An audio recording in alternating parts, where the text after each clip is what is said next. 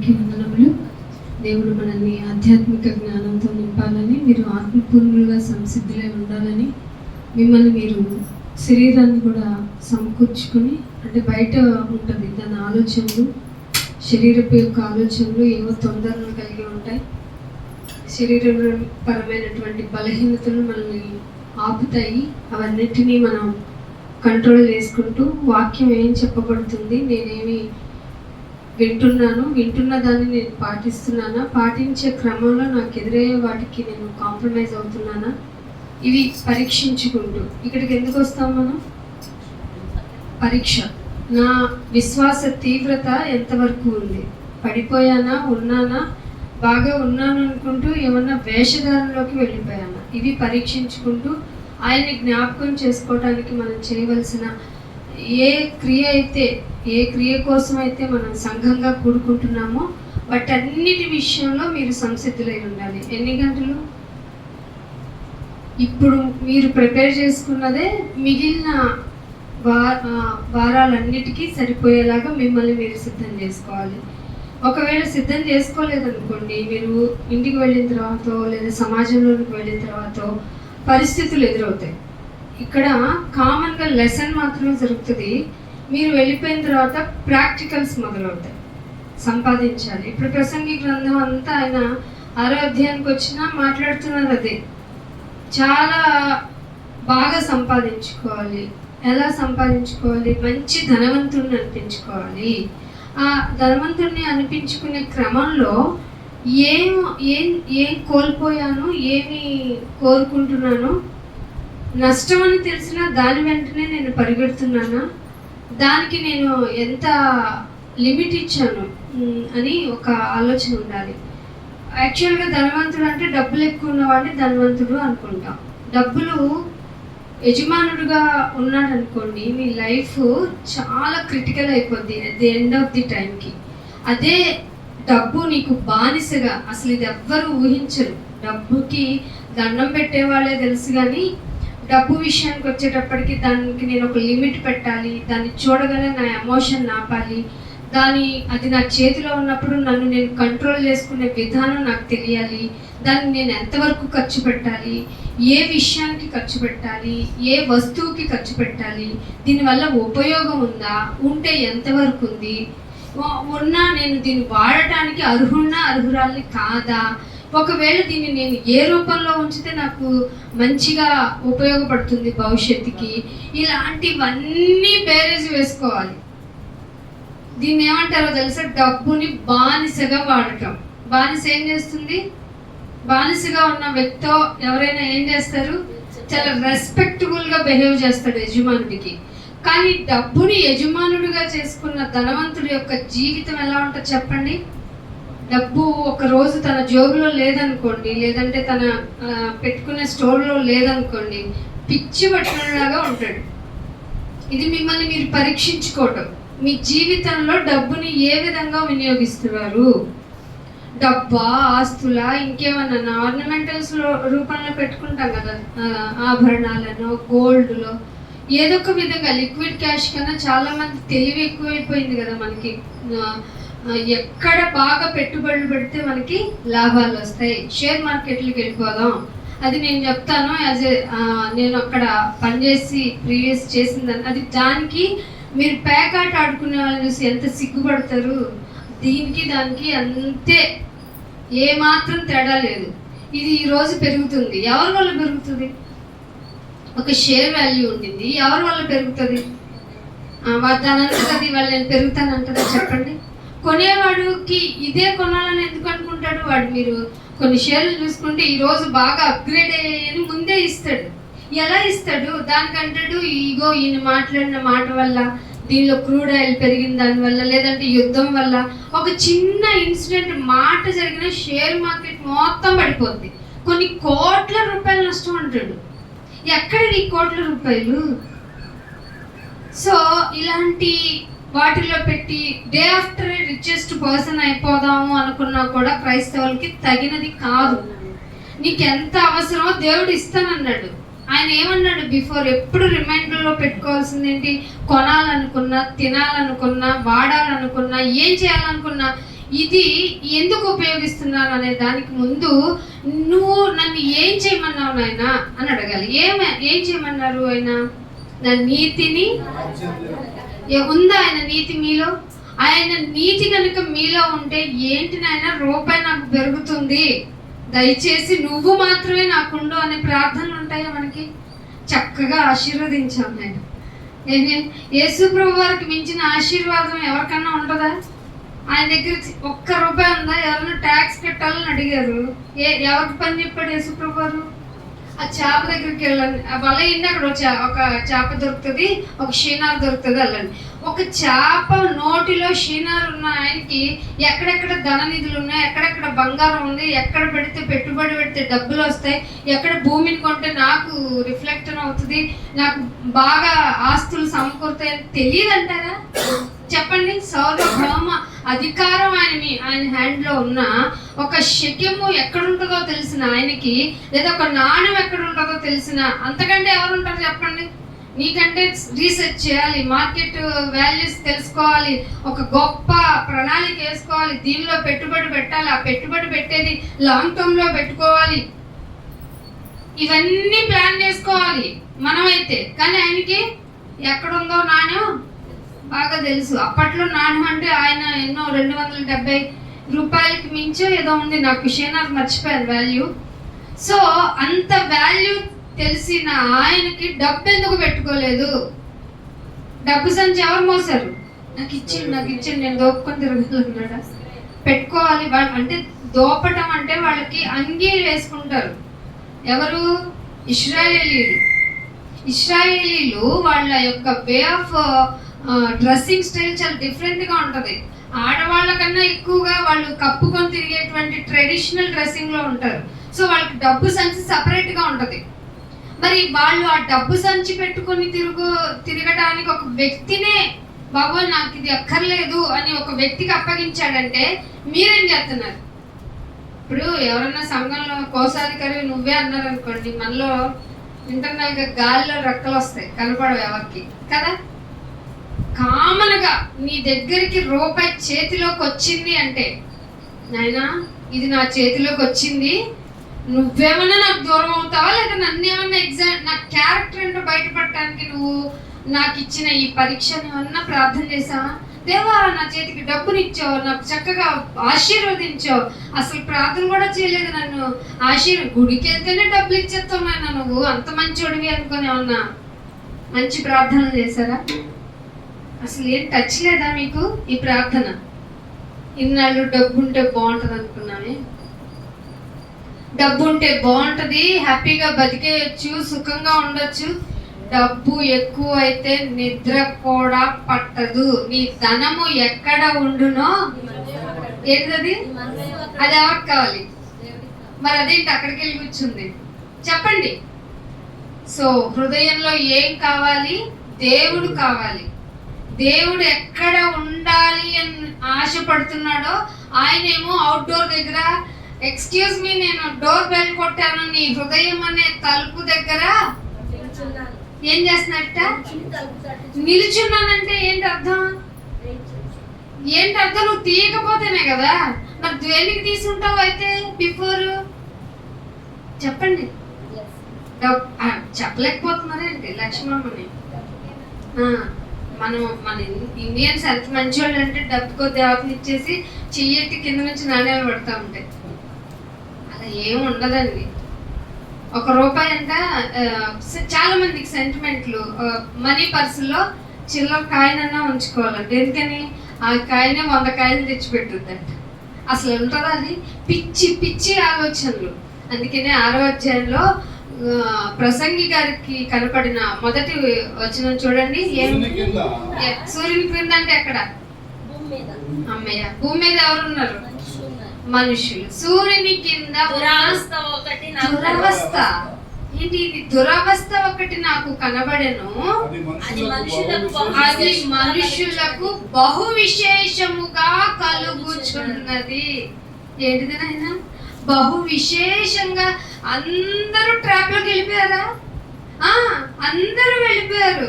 నేను గమనించాను, ఎందుకంటే నేను పడ్డాను కదా ముందు ఆ ట్రాప్ లో. మొదటి అధ్యాయం నుంచి చెప్పుకొస్తున్నాను కదా, ఏది చేయకూడదో అన్ని నా శరీరం అనుభవించేలాగా చూసుకొని వచ్చాను కదా. పోపమ్మ చెప్పొచ్చావు, రూపాయి లేనిది ఎవరు మనల్ని గమనిస్తారు, రూపాయి ఉంటేనే ఎవడైనా మనకి రెస్పెక్ట్ చేస్తారు. ఇది ఎవరు చెప్పారు? ఇది ఎవరు చెప్పారు చెప్పండి? బైబిల్ ఒక రిఫరెన్స్ చూపించండి కదా. మనుషులు, లోకం దాని ఆశ ఉంటాయా? గతిస్తున్న వాటి యొక్క విషయంలో మీరెందుకు హైప్ చేస్తున్నారు కదా? సో అంటున్నాడు ఇది దురవస్థ. అది ఎవరిలో ఉందట? జంతువుల్లో లేదంట. ఏ జంతువు చెప్పండి? మన రోడ్లలో ఉన్న వీధి కుక్కల్లో, పిల్లుల్లో, గ్యాదుల్లో, బాబాయ్ నా పాలు అమ్ముకుని తాగుతాను ఏమిట్రా, నా డబ్బులు నాకు ఇచ్చాను గ్యాద్ అంటదా? ఏం అమ్ముకుంటావు పో, నా శరీరం నీకే, అది నా దేవుని ఆజ్ఞ అందా లేదా? నువ్వెవరికి? నేను ఎవరికి? ఏంటి ఇష్టం లేదా? డబ్బు బాగా సంపాదించుకోండి, అదే ఆశీర్వాదం అని చెప్పమంటారు. ఒకళ్ళిద్దరు ఎక్స్ప్రెషన్స్ బాగున్నాయి. నిజం తెలిస్తేనంట నిష్ఠూరంగా ఉంటుందంట. మీకు ఇన్నాళ్ళు అమ్మ డబ్బు, వస్తువులు, కనకాలు అన్నీ మీకు ధనము అంత ఆశీర్వాదం బ్లెస్సింగ్గా ఉండుగాక అనే వాళ్ళే తెలుసుంటారు. ఫర్ రియల్కి వచ్చేటప్పటికి, నిజంగా దేవుని మాట చెప్పాడు వచ్చేటప్పటికి మనకి నిజంగా మందేసినట్టే. నీ శరీరానికి మందేస్తే ఆత్మకి మందేస్తే శరీరం సెపరేట్ అవుతుంది. అదే వాక్యం. అందుకే శిష్యులకి, నాన్న నా తదనంతరం మీరే వారసులు కాబట్టి నేను శకుమునే అక్కడ కనుక్కున్నానంటే మీకెంత డబ్బు దాసాను నాన్న అన్నాడా? నా వాక్యమునే ఏం చేసుకున్నారు? ఆ వాక్యాన్ని జీర్ణించుకొని దాన్ని బయట సమాజానికి తీసుకెళ్లే ప్రక్రియలో వాళ్ళ ప్రాణాలను కూడా లెక్క చేయలేదు. మనం ఆదివారం ఇంకో డబుల్ పేమెంట్, ఇప్పుడు ఒక రైడ్ పడింది అనుకోండి, మా Mouli sign off going out. మా మౌలినే అంటాను, ఎందుకంటే నాకు తెలిసినట్టు నా తమ్ముడు కాబట్టి, దగ్గరగా ఉండి చాలాసార్లు స్కిప్ చేస్తాడు కాబట్టి. మిమ్మల్ని అన్నాను అనుకో, మూతి ముడుచుకొని వెళ్ళిపోతారు కదా, మా వాడు కాబట్టి అంటాను. కాకపోతే అంటున్నాను కదా అని అతనేమి నెగిటివ్ కాదు, అనలేదు కాబట్టి మీరు నెగిటివ్గా చెప్తున్నాను కాబట్టి నేనేదో సూపర్ కాదు. మనందరం ఇక్కడికి ఎందుకు వచ్చాం? పరీక్ష రాయడానికి వచ్చాం. పరీక్ష రాసేవాళ్ళు ఎంత టెన్షన్గా ఉండాలి. నాయన నీ ఎగ్జామ్ నేను పాస్ అవుతానా లేదా? ఇన్నాళ్ళు నా డబ్బుని, గొలుసుల్ని, అదే బంగారు గొలుసుల్ని, దిద్దుల్ని, కరెన్సీని ఎక్కడ పెట్టాను నాయన? ఇక నుంచి అర్మరాలో పెట్టేస్తాను, ఎవరు తీసుకుంటే నాకెందుకు అంటావా? అవుతుంది అది. మనసు అలాగా ఉండాలి. వాక్యం ఎక్కడ ఉండాలి? నీ హృదయం అనే బీరువాలో ఉండాలి. అదే అసలు హృదయానికి బీరువా పెట్టు, స్టోర్ చేయు. ఆయనేమో చేతులకు కట్టుకో, బాసికంగా నుదుటికి కట్టుకో. నీ హృదయంలో అవి ఉండాల్సిందే. దాని పవర్ ఏంటో తెలుసా నీకు? నీ హృదయంలోనికి చచ్చిపోద్ది, నీ ఆలోచనలోనికి చొచ్చుకొని పోద్ది. నీ ఎముకల్లో ఉన్న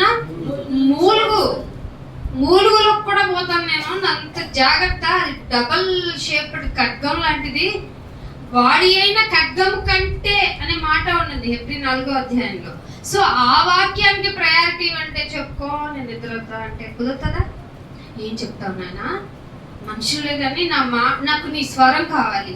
సో వీళ్ళ రూపాన వీళ్ళు నీకు వస్తువు కదా, వీళ్ళని అనుసంధానం చేసుకొని నాతో మాట్లాడు.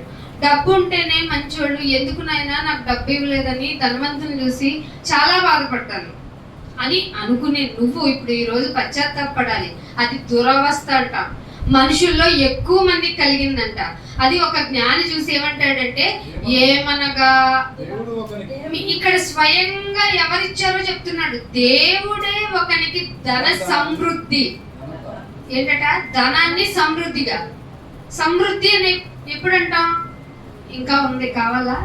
ఇంకా ఉన్నాయి, చూపించమంటారా? చూసుకోండి ఎన్ని ఉన్నాయో. నాకు లాంటివి కన్నా ఎక్కువ ఉన్నట్టు.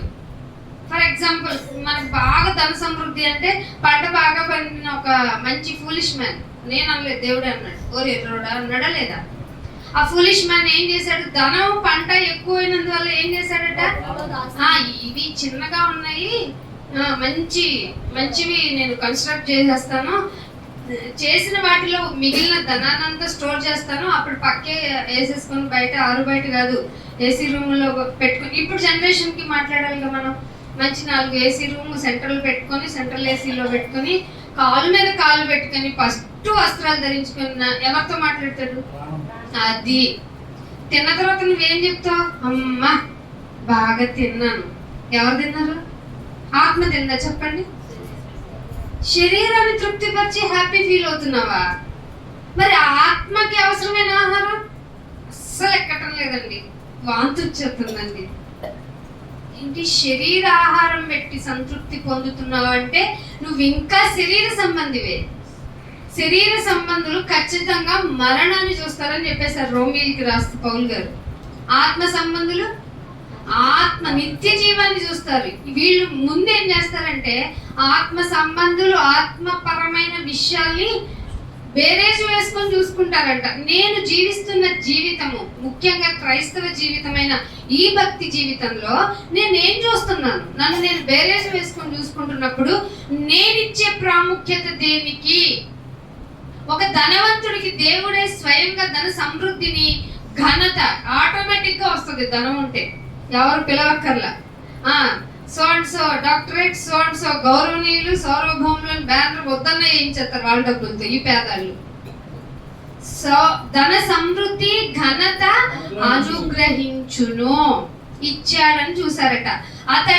అతడేమి కోరుకున్నా, అతడు ఏం కోరుకున్నా ఇది ఏంటి అయ్యగారు మేము ఎట్టా ప్రార్థన చేస్తే అట్టా వచ్చేస్తుంది అయ్యగారు. ఎంత ఆశీర్వాదం అయ్యగారు. అవునమ్మా మీ ప్రార్థన మమ్మల్ని కూడా జ్ఞాపకం చేసుకో, మరి 2 రూపాయలు కాయలు లెక్కి పడాలి. అతడు ఏమి అడిగినను, ఏం కోరుకున్నాను అది తక్కువ కాలేదు. ఇది కదా జీవితం అంటే. ధన సమృద్ధి ఉంది, ఘనత ఉంది. ఈవెన్ జస్ట్ ఒక 1 కాల్ లాగా ఒక చిన్న ప్రేయర్ చేస్తే ఆయనకి ఏం తక్కువ అవ్వకుండా జరుగుతుంది. ఇట్లాంటి లైఫ్ కదా. అక్కడతో ఆగదట. అప్పుడు ఇచ్చిన ఆయన చేయాల్సింది ఇంకొకటి చేయలేదట. అయినను దానిని అనుభవించాలి. చాలా మంది సంపాదించేస్తున్నారు కానీ దాన్ని అనుభవించకుండానే పొలోమని పోతున్నారు. ఎంతో మంది లక్షాధికారులు, కోటీశ్వర్లు ఎంత సంపాదించినా అలా వదిలేసే వెళ్ళిపోతారు. ఇది పచ్చి నిజం. ఈ నిజాన్ని కనుక మీరు గుర్తు పెట్టుకుంటే పోగేయటం నేర్చుకోరు, సంచుల్లో కూర్చడం నేర్చుకోరు. దేవుడు ఉంచుకోమన్నాడు, కూర్చుకోమల్లా. అవసరానికి వాడుకోవాలి డబ్బుని. కూర్చుకుంటున్నామంటే ఏంటి అర్థం? అత్యాశ. మీలో యుద్ధములు, పోరాటములు ఎందుకు? మీలో ఉన్న భోగముతో కూడిన ఇచ్చ. అనుభవించడం కాదు, భోగ్యం అంటే అధికంగా సుఖాన్ని అనుభవించాలి. అది కావాలని మీ శరీరం కోరుతుంది. మీరు దానికి కంట్రోల్ చేయటం, దానికి ఎలా దాన్ని నువ్వు ఇలా నీకు ఎంత ఇవ్వగలను, నీ శరీరం మీద నీకు అధికారం ఉంది అనే అవగాహన కూడా లేక, శరీరం వేరు ఆత్మ వేరు, రెండు ఒకదానితో ఒకటి. యు ఆర్ మై ఫ్రెండ్ అని పాడుతుందా ఏంటి? ఫ్రెండ్షిప్ డే నీకు కట్టుద్దా ఏంటి శరీరం వచ్చి? తెలుసా మీకు? ఏ రోజన్నా లేచి శరీరం అడుగుతుంది దీన్ని నేను కంట్రోల్లో పెట్టుకోవాలి, ఎగ్జామ్ అస్సలు ఉండవు. ఎంత పని ఉందో తెలుసా మీకు? రక్షణ పొందిన తర్వాత ఏ విషయానికి నా శరీరం ఉప్పొంగుతుంది, దేన్ని ఆశపడుతుంది, ఇది శరీర కోరిక కదా అంటే బైబిల్లో వాక్యాలు నా మదిలోకి వెళ్ళటం లేదు కదా. శరీరానికి ఇచ్చే ప్రాముఖ్యత నన్ను తీసుకెళ్ళి ఎక్కడ పడేస్తుంది? ఇదేమో మట్టిలోనికి వెళ్ళిపోతుంది, ఇది మట్టి కనుక ఆత్మదానం దయచేసినా వెళ్ళాలంటే ఎట్లా వెళ్ళాలి? పరిశుద్ధంగా వెళ్ళాలి. ఎందుకు వెళ్ళాలి పరిశుద్ధంగా? నిన్ను కన్నవాడు, నీకు నివాస స్థలమైన వాడు పరిశుద్ధుడు గనక. ఏం పరిశుద్ధులు ఏం? నాకు ఇవాళ ఉన్న బాధ ఎవరు చెప్తే తీరుతుంది? మీకేమి దేని గూర్చియో చింతంతా వేసుకొని ఉపవాస ప్రార్థన చేయమంటావా నాయన అని కూర్చుంటావు ఇక్కడ. మరి ఏం చెప్పాడు ఆయన? చెప్పండి, ఏం చెప్పాడు? నీ చింత యావత్తు ఎవరు చెప్తారు? నేను చెప్తానా? నీ తల్లిదండ్రులు చెప్తారా? నీ భర్త, నీ భార్యతో నువ్వు పడు అంటారు. అంటారా? ఖచ్చితంగా.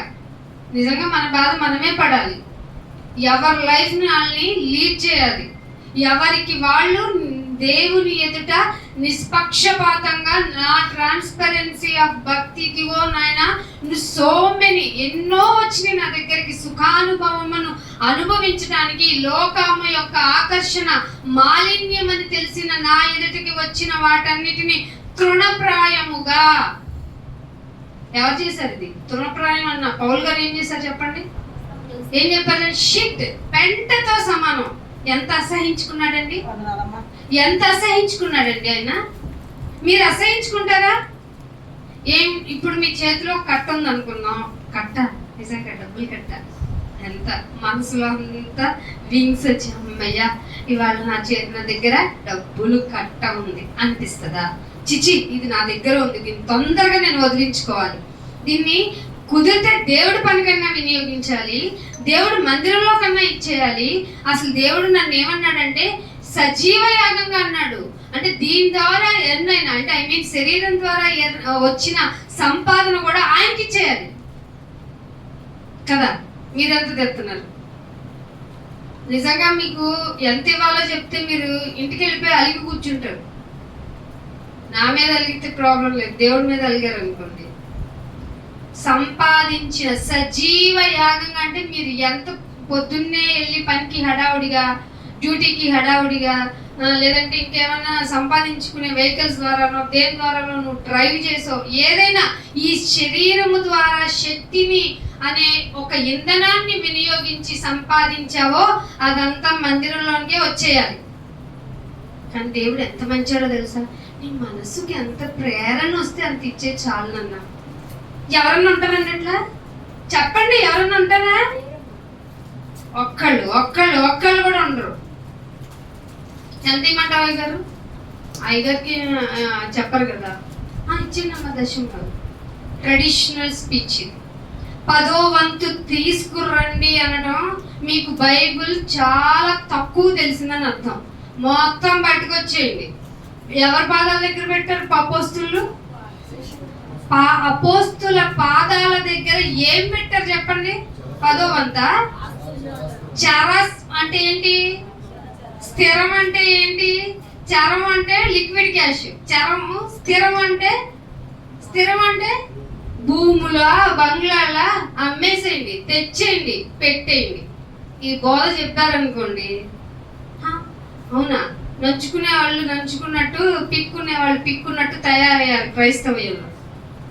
దేవుని పనికి వినియోగించాల్సిన ప్రతి రూపాయిని వాళ్ళ సొంత విషయాలకి అనుభవించే విధంగా మీకు బోధలు చెప్పిన తోడేళ్ళు ఉన్నాయి. కానీ దేవుడు ఏం చెప్తున్నాడు తెలుసా? నీ దగ్గర ధనం ఉండకూడదు, ఉన్నా నేనే అన్ని ఇచ్చిన దానిని అనుభవించే ఛాన్స్ ఇవ్వాల్సింది ఎవరో తెలుసా నీకు? చాలా మంది చాలా ఇల్లులు కట్టుకుంటారు, టుబుక్కుని పోతారు. సార్ వాళ్ళ హెడ్ ఉన్నారు, చనిపోయిప్పటికి 2 సంవత్సరాలు, ₹1,00,00,000 పైన విల్లా కట్టారు. 3 నెలలు ఆయన బతికింది. చాలా డిసప్పాయింట్ అయ్యాం. 3 నెలలే ₹1,00,00,000 ఇంట్లో 3 నెలలు కూడా ఉండలేదు. మీకు అర్థమవుతుందా? అనుభవించే chance by someone. Who is that one? Almighty God. దేవాది దేవుడు అనుభవించే శక్తిని ఇవ్వాలి నీకు. అందుకే అంటున్నాడు, అయినను దానిని అనుభవించుటకు దేవుడు వానికి శక్తిని అనుగ్రహింపడు. అన్ని ఇచ్చావు నాయన. ఎవరి నోట్లో చెదిట్టావేంటి నాయన అంటే ఇదే. అర్థమైందా?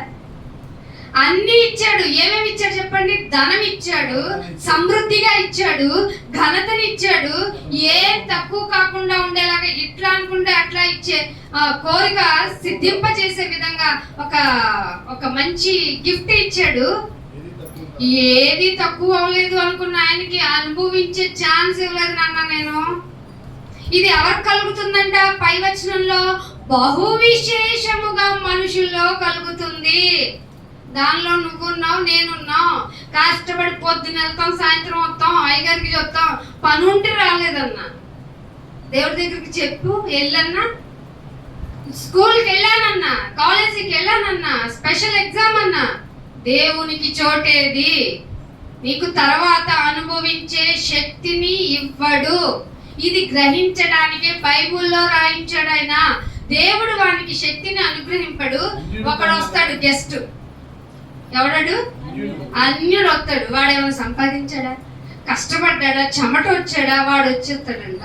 అన్యుడు వచ్చి అనుభవించేస్తాడట. ఇది కదా వ్యర్థం అంటే. ఇది కదా నా జీవితంలో పగలనక రాత్రనక కష్టం పడ్డ నాకు, రూపాయి కూడబెట్టి కూర్చుకున్న నాకు, ఆ కూర్చుకున్న డబ్బుతో ధనాన్ని, బంగ్లాన్ని, స్థిరాస్తుల్ని కొనుక్కొని అన్నిటిని నేత్రానంద 5వ అధ్యాయంలో కూడా అంటాడు కదా, నీకు ఎన్ని ఆస్తులున్నా కళ్ళతో చూసుకోవడానికి అమ్మయ్య ఎన్ని నావే అని చెప్పుకోవడానికి తప్ప దేనికి ఉపయోగపడుతుంది చెప్పండి? ఇప్పుడు 100 కోట్లు ఉన్నాయి, ఎన్ని కోట్ల రకాల ఫుడ్ తినగలవు ఒక్క డేలో? అవ్వదే. ఆ పప్పు, ఆ చారు, స్పెషల్గా గీ ఎక్కువ, అంతే కదా. ఆ చారు దేంతో, గీతో పోపు, స్పెషల్గా డ్రై ఫ్రూట్, ఒక డిజర్ట్, ఇంతే కదా. మహా అయితే ఒక 5 రకాలు. నిన్న ఎన్ని రకాలు తిన్నారు? 15 రకాలు అనుకున్నాం. తినగలిగామా? అన్నీ నాకు ఇచ్చేయండి అనగలిగామా? ఎందుకని తినలేము? ఒక్క పూటలోనే ఇన్ని రకాలు తినలేని మనకి కూర్చుకొని ఏం చేస్తాం? కోట్ల రూపాయలు. రేపు మాపో రిటైర్ అవుతారంట, ఆ పర్సన్ దగ్గర వాళ్ళు ఈడీ వాళ్ళు వెళ్తేనంట కోట్లాది రూపాయలు దొరికినాయంట. రిటైర్డ్ అయ్యావు కదా, మానసికంగా నువ్వు సంసిద్ధం అయిపోవాలి కదా.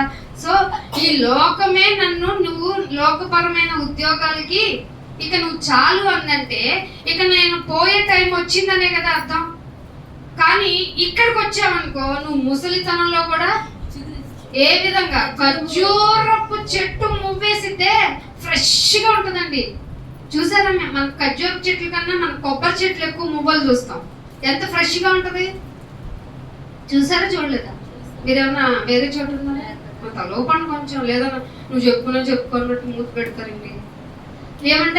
ఖర్జూరపు చెట్టు మువ్వ అలా ఉంటా. మీకు ఎక్కడ హోప్ బాగుంది? లోకంలోనే. ఏది ఇంత తెలిసి ఇంటి వెనక వచ్చిందంట. అలా ఉంది క్రైస్తవుల పరిస్థితి. అందుకే అంటున్నాడు, ఎన్ని కొనుక్కున్నా, ఎంత ఘనత వచ్చినా దేవుడు వానికి శక్తినివ్వకపోతే, అనుగ్రహింపకపోతే, అన్యుడు వచ్చి దాన్ని అనుభవిస్తూ ఉంటే ఇది వ్యర్థంగా కాదు, దురవ్యవస్థ ఇంతకంట ఘోరమైంది లేదు. నేను చెప్పాను అందుకే 12 వచనాలు కాదండి. ఇప్పటికి ఎంత అయిపోయింది టైం? మీరు అదే నాకు ఇచ్చేటప్పుడైతే మీరు ఉత్తర ప్రత్యుత్తరాల్లోనే తగ్గించండి. ఉత్తర ప్రత్యుత్తరాల్లో చెప్పినవన్నీ నేను ఇక్కడ చెప్పలేదు అనుకోండి, దేవుడు నన్ను లెక్క అడుగుతాడు. నీకు తెలిసిన దాన్ని నువ్వు ప్రొక్లైమ్ చేయకపోతే మీరు కాదు అపరాధులు, నేను అవుతాను.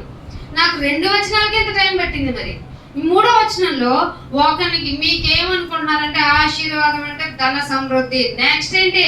పిల్ల జల్లా ఉన్నవాడు మంచోడు, మీ దృష్టిలో పిల్లలు లేనాడు వేస్ట్. ఇంకా ఘోరంగా లోకం అయితే గొడ్రాలు దానికి ఎదురుగా వెళ్ళకూడదు కదా. దేవుడు ఏం చెప్తున్నాడో మీ కళ్ళు తెరుచుకొని చూడండి. ఒకడికి 100 మంది పిల్లలు. ఎంతమంది? ఒకళ్ళు కాదు, ఇద్దరు కాదు, 100 మంది పిల్లలు. ఇది చాలా టార్గెట్ మీకు. ఎంతకంటే శక్తి ఆడవాళ్ళకి ఉండదు అప్పట్లో. ఇప్పుడు ఒకళ్ళిద్దరికే మేము ఆపరేషన్ చేయించుకున్నాం, మా వాళ్ళకి అదే అంటావా? 100 మంది పిల్లలు కాదు. ఇప్పుడు ఒక్కళ్ళిద్దరిని పెంచడానికి చూడండి, నీకేం చెప్తారో తెలుసా? నాకు ఈ ఐడియా ఇంకు రాలేదన్నట్టుగా మాట్లాడతారు. కాన్వర్జేషన్స్ మీ పిల్లలతో చేయండి. ఎందుకులేండి, మీకు పోస్టుల్లో వస్తాయి, న్యూస్లో చూడండి, రీల్స్లో కూడా వస్తాయి. జంజీలు అంట కదా, జంజీలు. మనం మిలీనియర్స్ అనుకుంటే వాళ్ళు చెప్తున్నారు, ఎందుకు ఎవరికో వ్యవస్థకి భయపడాలి? కొడతారా? కొట్టండి. మీరు ఏ పేరు పెట్టారో అదే మా పార్టీ. అర్థమవుతుందా? తెలుసా మీకు? CJB అంట. దేనికి భయపడరు. ఒక ఫ్యూచర్ గురించి ఒక ఆలోచన ఉండదు. ఇంతమంది పిల్లలను అనుకున్నవాడు ఎలా మెయింటైన్ చేశాడు మరి? పైగా అతనికి ఇంకో క్యారెక్టర్, దీర్ఘాయుష్మంతుడు. ఈ పిల్లలతో చావలేకపోతున్నా, తొందరగా పోతే బాగుండని ఇప్పుడు ఒకళ్ళిద్దరికి అనుకుంటుంటే 100 మంది పిల్లలు ఉన్నవాడు దీర్ఘాయుష్మంతుడు. క్యారెక్టర్స్ చూడండి. ధన సమృద్ధి ఉన్నవాడిని ఫైనలైజ్ చేసి పక్కన పడేశాడు దేవుడు. సెకండ్ కేటగిరీ మీరు ఎవరు అనుకుంటారో వాళ్ళని తీసుకొచ్చాడు. 100 మంది పిల్లలు, దీర్ఘాయుష్మంతుడు, చిరకాలము. మీ దృష్టిలో చిరకాలం అంటే 1000 ఏళ్ళు అనుకున్నారు. యోగ గ్రంథమే మొట్టమొదటిగా రాయబడిన గ్రంథం అంటారు కదా. 1000 ఏళ్ళు అప్పటికి చిరకాలం అందాం అనుకోండి.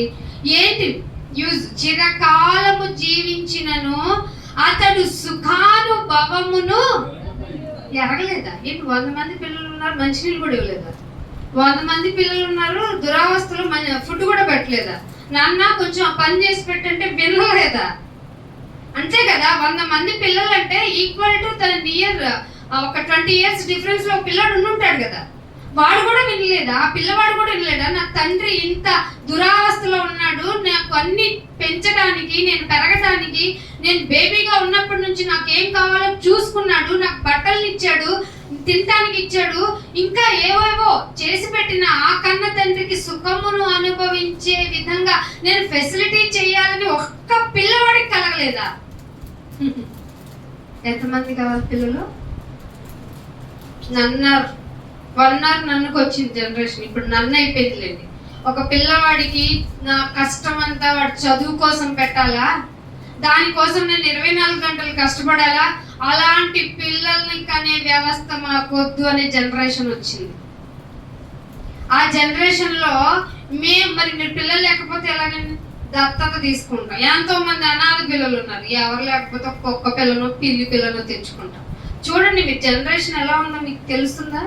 చాలా మంది పిల్లల్ని కనడానికి ఇష్టపడలేదు. ఎందుకంటే మేము సంపాదించిన సంపాదనలో 90% పిల్లల భవిష్యత్తుకి పెట్టుబడి పెట్టాలి. అవసరమా నాకు? తర్వాత నన్ను ఏమైనా వాడు చూస్తాడా అంటే 100 మంది నాన్న నీకు అక్కడి వరకు అక్కర్లా, నేను ఇచ్చాను, నేను చూశాను. నా వ్యవస్థలో ఉన్న ఇంకొకటి ఏంటంటే అతడు సుఖానుభవమును ఎరగక సరిగా బతికినంత కాలం సుఖాన్ని చూడలేదంట, చచ్చిన తర్వాత కూడా సరిగ్గా సమాధి చేయలేదంట. ఇటు 100 మందిలో ఒక్కడికి కూడా అనిపించలేదా? ఏ విషయానికైనా ఎవరినైనా మనం బతుకున్నప్పుడు ఫీల్ అవుతాం, కానీ చచ్చిన తర్వాత అందరికి శవానికి ఇచ్చే రెస్పెక్ట్ మెస్మరైజింగ్ గా ఉంటది కదా. అలా కూడా జరగలేదా? ధనవంతుడు, ఈ 100 మంది పిల్లలు ఉన్నవాడు ఎక్కువ కాలం బతికాడంటే ది బెస్ట్ పర్సనాలిటీ కదా. అలాంటి వాడికి సుఖము అనుభవించే ఛాన్స్ లేకుండా పోయింది. అది సరే, తర్వాత తగిన రీతిగా సమాధి కూడా చేసి ఉండబడలేదు. వాడు మంచోడు అంటారా? మీరంటారు ఏమండి, ఏంటంట డబ్బుండి పిల్లలుండి ఇంతకంటే ఏముంటదండి వాళ్ళని చూసుకొని బతకటం కన్నా అంటారు కదా. ఇది మీరు లోకంలో నేర్చుకున్న జ్ఞానం. దేవుడు ఏమంటున్నాడో మీకు రివీల్ చేస్తున్నాడు చూడండి. వాని గతి కంటే, ఎవరి గతి నాయన? 100 మంది పిల్లలుండి దీర్ఘాయుష్మంతుడై బతికిన వాడి కంటే పడిపోయిన పిండము, అబార్ట్ అయిపోయింది చూసారు, అబార్షన్ లో అయిపోయిన ఫీటల్ ఉంది చూసారా, రక్తపు ముద్ద, అది బెస్ట్ అంట. మీకు అర్థమవుతుందా బైబిల్ ఏం చెప్పిందో? చాలా మంది అబార్షన్ అని అయిపోయిందని ఏడ్చి నాలంటలు అయితే కోరుకోలేదు కొన్ని నెలలు, ఇదేంటి ఇలా జరిగిందని. బైబిల్ చదివిన తర్వాత వచ్చిన నెమ్మది ఉంటదండి. ఏ మనిషి నిన్ను ఓదార్చలేడు, అవసరం లేదు కూడా. పడిపోయిన పిండము యొక్క గతి మేలు అనుకున్నాడంట జ్ఞాని. ఇది నిజం కాకపోతే జ్ఞాని అనుకున్నది బైబిల్లోకి ఎందుకు వస్తుంది? అనుకున్నాడు తన విషయం కదా, మరి బైబిల్లోకి ఎందుకు వచ్చింది? విడ్డూరంగా ఉంది కదా. దేవుడు యాక్సెప్ట్ చేశాడన్నమాట. 100 పిల్లలు ఉండటం ముఖ్యం కాదు, అంతకంటే దీర్ఘాయుష్మంతుడై బతకడం గొప్ప కాదు. వాడు ఒకవేళ బతికిన 100 మంది పిల్లల వల్ల వాడు సుఖాన్ని పొందుకోలేకపోయాడు. అది సరికదా, వాడు సమాధి కూడా సరిగ్గా అవ్వలేదు. మరి వాడు బెస్ట్ కాదు నాన్న, అతను బెస్ట్ కాదా? వాడికంటే పడిపోయిన పిండము యొక్క గతి పిండము గతి ఎక్కడ ఉంటది చెప్పండి? ఎక్కడ ఉంటది? మురికి కాలంలో ఉంటది. మీరు వెళ్ళండి, మొన్న న్యూస్ లో కూడా వచ్చింది, గవర్నమెంట్ హాస్పిటల్ దగ్గర ఒక సరిగ్గా తయారవని పిండాన్ని పీక్కు తింటున్నాయి కుక్కలు, మనిషి యొక్క పిండాన్ని. దాని గతే మేలు అంటున్నాడు దేవుడు. ఏంటి నాయన, లోకంలో ఉన్న నా మనసు, అందుకే నేను మొదట్లో చెప్పాను, మీరు శరీర స్వభావాన్ని ఆలోచించుకుంటూ మందిరంలోకి వస్తే మీరు అపరాధులుగా ఎంచబడతారు దేవుని దృష్టిలో. మిమ్మల్ని మీరు దేవుని కొరకు ప్రిపేర్ చేసుకుంటే సత్యాలు మీ ముందుకు వస్తాయి. దేవుడు ఏం చెప్తున్నాడు, నేను ప్రవర్తిస్తున్నదేంటి? పిల్లలు పిల్లలు పిల్లలని ఇప్పుడు ప్రాస్పారిటీ గాస్పెల్ వైపు తిరిగిన అనేక మంది మనుషులకు దేవుడు చెప్పిన ఈ మాట గుర్తు రాలేదా? ఎంతమందిని కంటే ఏంటి, ఎంత ఘనత పొందితే ఏంటి, ఎంత సంపాదించుకుంటే ఏంటి, ఎంత కాలం నేను బతికితే ఏంటి, అది కాదు గొప్ప అంటున్నాడు దేవుడు. ఏంటి ఇక్కడ పడిపోయిన పిండం గతి మేలు అంటున్నాడు కదా. పడిపోయిన పిండము మేళ ఏంటి నాయన? నేనైతే దేనికి ప్రాకులాడాను? గాలికి ప్రయాసపడ్డావమ్మా. ఏం చెప్పాడు? Vanish vanish all are vanish.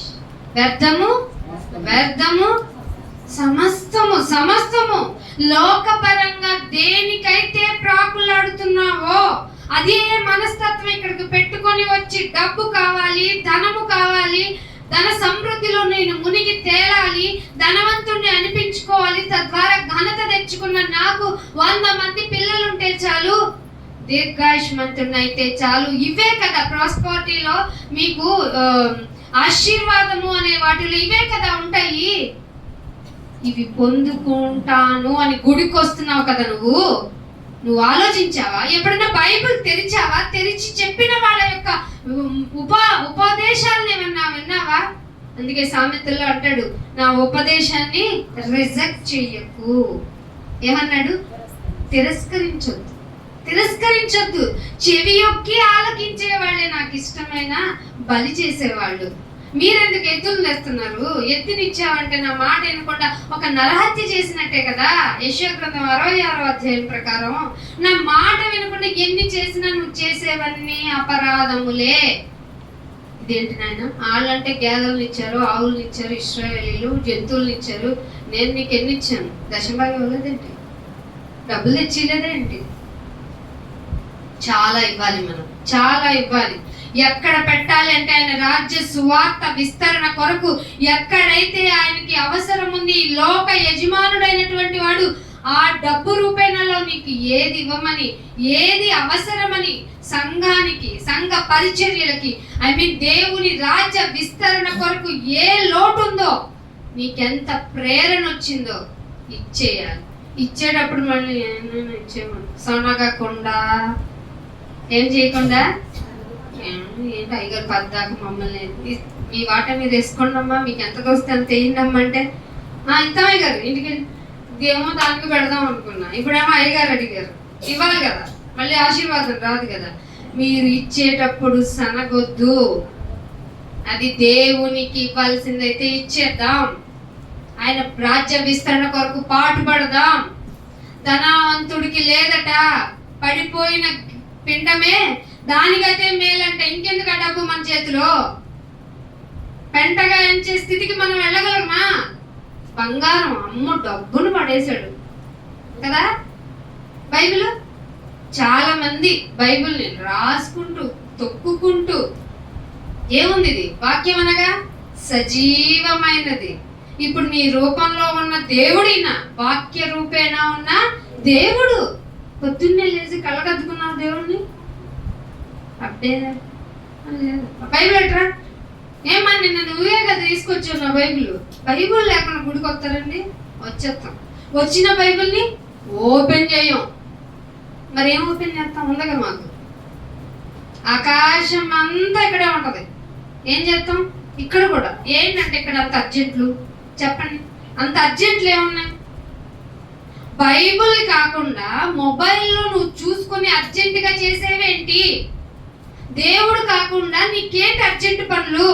ఇప్పుడు పట్టుకుపోయాడు అనుకోండి, నీ ఫోన్లో ఫింగర్ ప్రింట్, అది ఐఫోన్ అనుకోండి, మళ్ళీ ఫింగర్ వే కదా పని చేస్తుంది, టప్పునేసి తీస్తారు. అరే తీకండి లేచి చెప్పమని పడిపోతావు ఏంటి? సగం అయిన తర్వాత కామెడీగా లేదు. ఇది దీనికోసం, దీనికి ఏం పెట్టుకుంటాం? నా ఫోన్ ఎవరు చూడకూడదు, పాస్వర్డ్, ఫింగర్. ఇవే మనం చేయాల్సింది. ఆలోచిస్తున్నారా? ఏం మర్చుకున్నా? నా ఫోన్ ఎవరు చూస్తే నాకేంటి? నేను నీ మాట నా చూడండి, రీల్స్ చూడండి, ఇంట్లో చూడండి, మా సార్ చూడండి, రీల్స్ మేము చూసిన వాక్యానికి సంబంధించిన థీసిస్ ఎవరెవరు ఏం మాట్లాడారు, అది నిజమా కాదా, హిస్టారికల్ గా ఏమున్నాయి, ఒక వ్యక్తి ఏ విధంగా పోయాడు, ఎందుకు పోయాడు, అయ్యో ఏం ఇవి ఉంటాయి. మనం ఏం చేస్తాం? రీల్కి వెనుకున్న బ్యాక్గ్రౌండ్ సాంగ్స్ ఇంపార్టెంట్ కదా. రీల్స్ చిన్న పిల్లలతో ఏం చేస్తున్నారు తెలుసా? ఈ పిల్లల్ని ఎక్కడికి తెమ్మన్నాడు? బాల్యమునందే నా త్రోవలో పెట్టంటే నువ్వేం చెప్తావు? నాకు లోకంలో విశాలంగా నాకు త్రోవ ఉంది నాయన, దీని గురించి నా అవగాహన కావాలి.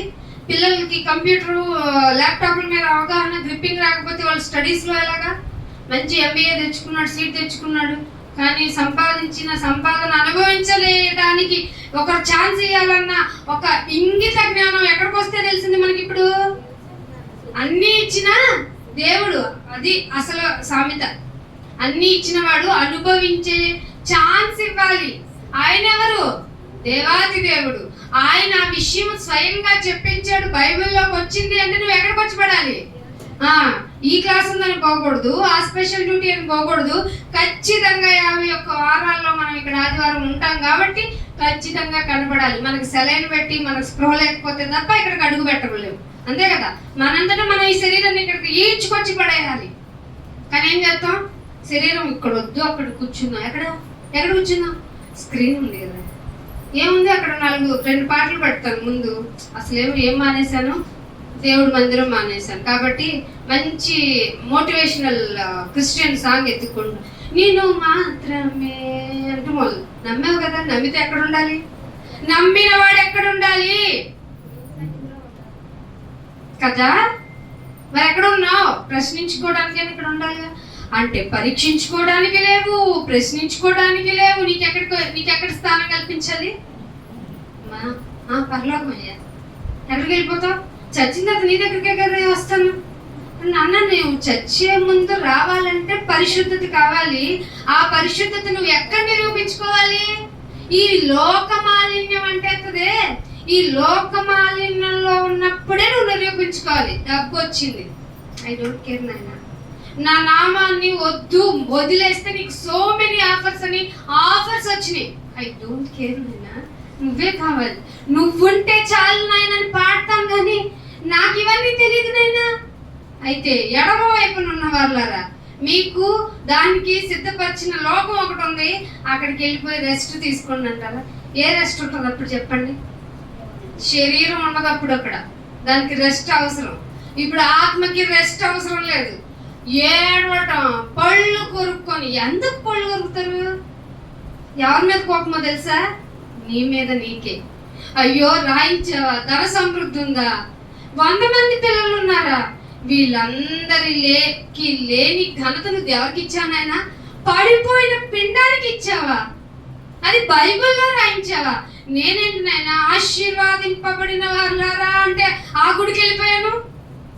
వాక్యం చెప్తున్న గుడి ఉంది అని మైకట్టుకొని చెప్పినా వెళ్ళలేదేంటి నాయన? నా చెవులు ఎందుకు నాయన మందగిల్లిపోయి అయ్యయ్యో అని తలబాదుకొని నా వల్లే జరిగింది, తప్పు నాదే అని ఏడ్చి ఇంకా కోపం వచ్చి పళ్ళు కోరుకుంటావే, అది చచ్చిపోయిన తర్వాత నీ గతి. సో భూమి మీద దేనికోసం ప్రాకులాడాలో ఎరిగితే నీకు ఏం కావాలో ఆయన చూసుకుంటాడు. మొదట నా నీతిని, నా రాజ్యాన్ని వెతుకు, ఆ తరువాత నీకు అన్ని అనుగ్రహించబడతాయి. కాదు, ముందు నాకు అన్ని అనుగ్రహించే తర్వాత కుదిరితే డబ్బు రానివ్వదు నాన్న, ఘనత అస్సలు రానివ్వదు. ఘనతకి డబ్బు, రిచెస్ట్ పర్సన్ ఇక్కడ కూర్చోమంటే 5 నిమిషాలు కూర్చోలేడు, ఎందుకంటే వాడిని ఎవరు ప్రైడ్ చేయరు. అర్థమవుతుందా? వాళ్ళకి ఏం కావాలంటే ధనవంతుడు అన్న వాళ్ళకి ఎక్కువ మమ్మల్ని అప్లాడ్ చేయండి, మమ్మల్ని పొగడండి, అదే వాళ్ళు ఇష్టపడతారు. నీకు అవసరమా? నీకు నాకు తెలుసు మన బ్రతికేంటో. మనం ఎన్నాళ్ళు బతుకుతాం, ఎప్పుడు పోతామో తెలియదు. సో ఈ సత్యాన్ని ఎరిగిన మనం ఏం ఘనత కోరుకో. అందుకే లోకం అంతా ఎక్కడికి రావాలి? సంఘానికి రావాలి.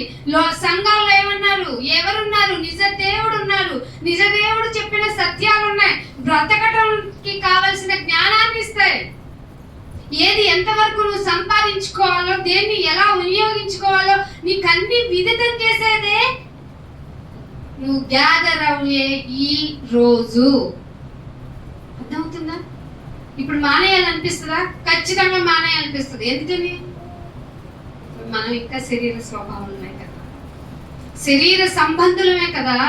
పరీక్షించుకోండి. మీరు ఇప్పుడు టేబుల్ చేస్తున్నప్పుడు కానీ, ఆరాధన చేస్తున్న ఆరాధన అంటే ఏంటో చెప్తూ ఉంటాను నేను. ఎప్పుడు పాటలు పాడటం ఒకటే ఆరాధన కాదు.